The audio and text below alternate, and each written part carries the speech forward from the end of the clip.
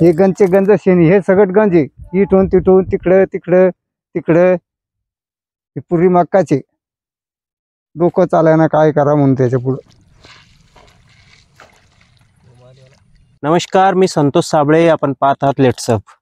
काल परतीच्या पावसानं अतिमुसळधार पाऊस झाला आणि या पावसामध्ये बघू शकतो आपण हे जवळपास या प्लॉटमध्ये पूर्ण 50 एकरचा हा मक्याचा प्लॉट आहे आणि याच्यामध्ये मक्का पांगवलेली होती। मक्काची काढणी झाली आणि वाळवण्यासाठी मक्का इथं पांगवलेली होती। तर निश्चितच आपण बघू शकतो हे पाठीमाग हा गंज आहे आणि ह्या गंजाला अक्षरशः प्रचंड अशी दुर्गंधी सुटलेली आहे आणि हे मक्का 50 क्विंटलच्या पुढे मक्का भिजलेली आहे पावसानं आणि खराब झालेली आहे। तर शेतकऱ्यांचं याच्यामध्ये मोठं अतोनात नुकसान झालेलं आहे। हे बघू शकतो आपण या व्हिडिओच्या माध्यमातून की हे 50 क्विंटल मक्का आहे। आपण जर कधी मागं पाहिलं तर हा गंज आहे, या गंजातून प्रचंड अशी दुर्गंधी येत आहे। ही बघा ही मक्का आहे आणि ह्या मक्कातून असं प्रचंड असा दुर्गंधी आता सुटलेली आहे आणि शेतकऱ्यांचं मोठं नुकसान ह्या ठिकाणी झालेलं आहे। काल 4 वाजेला हा पाऊस पडला आणि या पावसातून असं एक शेतकऱ्यांचं मोठं अतोनात म्हणजे तोंडचा घास आलेला हा पावसानं पडलेल्याचं आता आपल्याला दिसत आहे।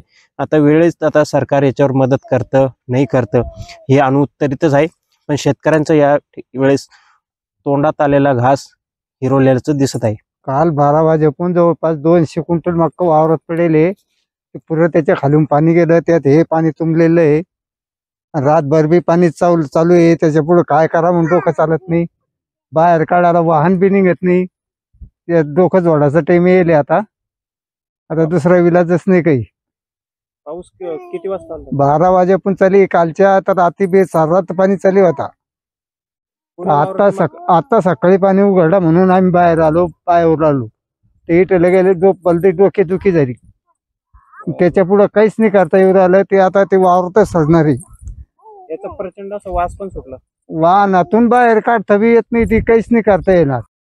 काय सांगाल किती एकर मक्का होती? 7 एकर मक्का होती, पुरं ती काढून आणि इथं आणून टाकली, ती ओलीच मक्का, त्याच्यात खाली पाणी गेलं, त्याच्या पुढे काहीच काढता येत नाही। आता वावराच्या बाहेर बी काढता येत नाही, ते त्याच्या खाली पाणी तुंबेले सगळं पाणीच आहे। आता खर्च किती आला?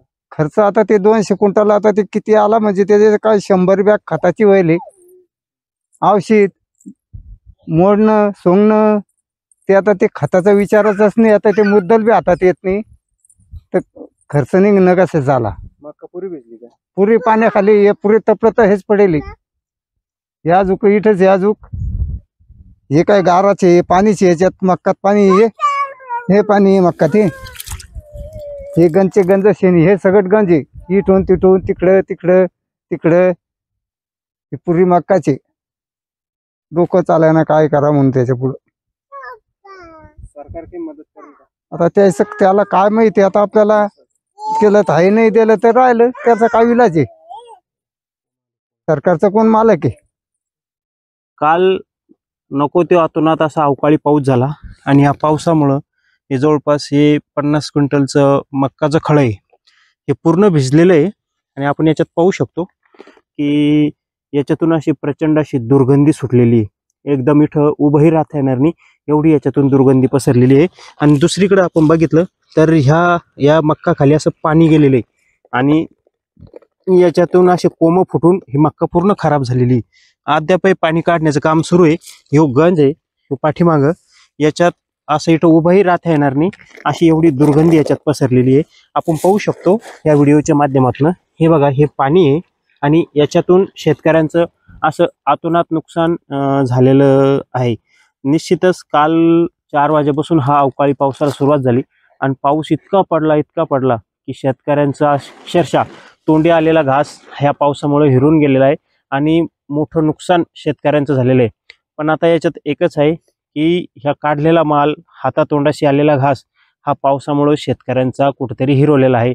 पहिलेच एक अतिवृष्टी झाली, त्याच्यातून थोडंफार बसलेला माल शेतकऱ्यांनी काढला होता आणि तो काढून सनी खळक मळलेलं होतं, मका वाळवण्यासाठी ठेवलेली असताना काल नको तो पाऊस पडला आणि त्या पावसानं खूप मोठं शेतकऱ्यांची हानी केलेली।